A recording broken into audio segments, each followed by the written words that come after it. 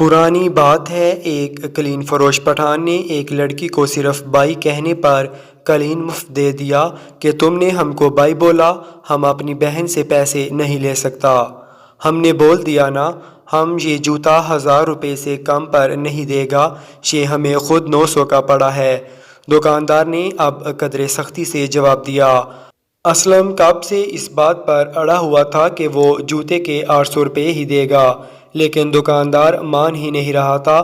اصل میں اس غریب کے پاس اس کے علاوہ صرف کرایہ کے پیسے بچے تھے۔ اس کے بیٹے کو کل بھی اسکول میں گھر کے جوتے پہن کر جانے پر سزا ملی تھی۔ تم جا کر کسی اور سے 800 روپے کا لے لو، ہم مر جائے گا پر تمہیں جوتا نہیں دے گا۔ تم نے 200 روپے کے لیے ہمارا مغز خراب کر دیا۔ دکاندار بھی اب اسلم سے تنگ آ چکا تھا۔ ٹھیک ہے میرے بھائی، جیسے آپ کی مرضی، اسلم مایوسانہ لہجے میں بولا اور دکان سے نکلنے لگا۔ اسلم کے منہ سے یہ الفاظ نکلنے کی دیر ہی تھی کہ گویا انہونی ہی ہوگی۔ دکاندار فوراً اٹھا اور جوتے شاپر میں ڈال کر اس کے ہاتھ میں پکڑا دیے اور ساتھ ہی بولا، نکالو 700 روپے۔ اسلم ہکا بکا ٹٹکی باندھے دکاندار کو دیکھ رہا تھا۔ وہ حیرت زدہ انداز سے بولا، ابھی تو تم کہہ رہے تھے کہ تمہیں خود یہ جوتا 900 روپے کا پڑا ہے اور تم کسی صورت 800 روپے کا نہیں دو گے، لیکن اب ایسا کیا انقلاب آ گیا کہ تم خود ہی 700 کا دینے پر تیار ہو گئے ہو؟ یہ انقلاب تم ہی نے تو پیدا کیا ہے۔ دکاندار بولا، میں نے؟ مگر کیسے؟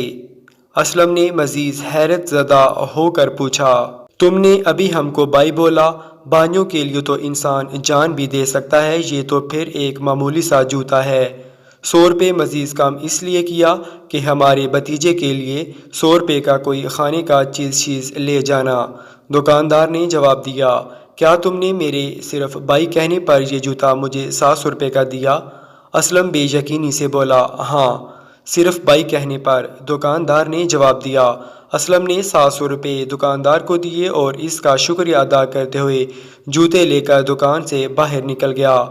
ہمارے ہاں اتنے پیارے پیارے اور اپنائیت بھرے الفاظ اپنی تاثیر اور مامونیت ہی کھو چکے ہیں۔ اگر یہی الفاظ سوچ سمجھ کر بولے اور سنے جائیں تو ان میں سے ایک ایک الفاظ کسی کے اندر ایک انقلاب برپا کرنے کی صلاحیت رکھتا ہے۔